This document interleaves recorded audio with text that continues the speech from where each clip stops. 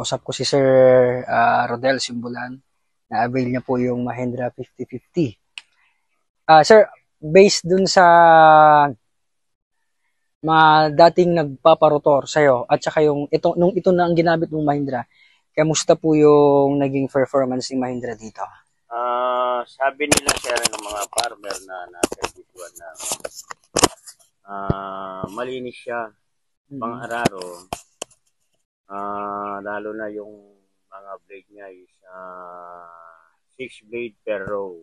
Okay. Hindi tulad nung iba, lalo na yung saka yung mga iba na ibang brand na apat lang yung blade.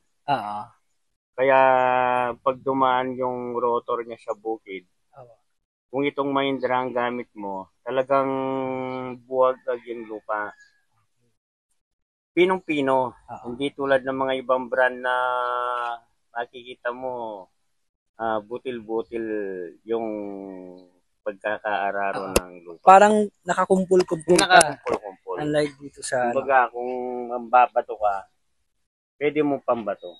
So, ngayon sir, yan kasi yung blades na sinasabi ko, kahit saan naman na tindahan, tinuro ko sa'yo, ma-avail mo po yung blades na yan. So, hindi lang sa amin. Ngayon sir, may isa pa akong tanong sir. Palagay mo sir, sa next season ba, madadagdagan ba yung magpaparotor sa'yo? Oo, kasi yung farmer doon sa kabilang barangay, sabi ng operator ko, sumakay pa nga, natansya niya na talagang malakas yung makina ng Mahindra. Saka doon naman sa kabilang barangay, dahil nakita nila nung post ko, nakita nila yung damo hanggang lampas pa ng tuhod. Pero nung ilang beses binalikan nung Mahindra, talagang wala kang makikita ang damo. So, malinis ang pagkakatrabaho. Na-chop niya po talaga. Na-chop niya.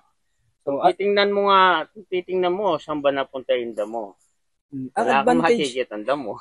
Ang comparison kasi nun sir, no, ganito yan. Pagka sa iba kasi, ang iniisip nila, kapag lalo na sa'yo na may-ari ka po ng unit, pag isang passing lang, parang iisipin ng iba talo ka. Kasi isang passing lang, ano?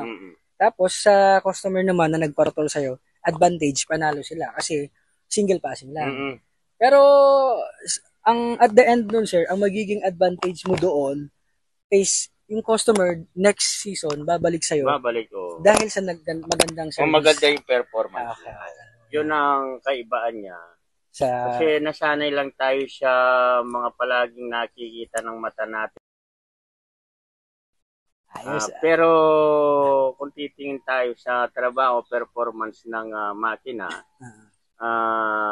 hindi ni may iwan si Mahindra kasi nasubukan ko na. Saka doon sa mismong farm ko, doon ko unang ginamit, talagang dahil isang taong ko siyang nabakante.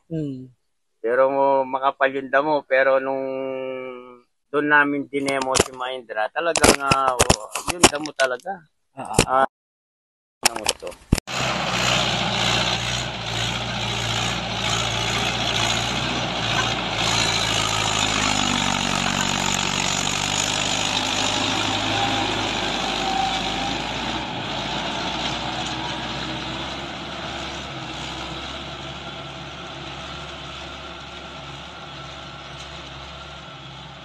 Ito pa rin pag may sarili kang gamit.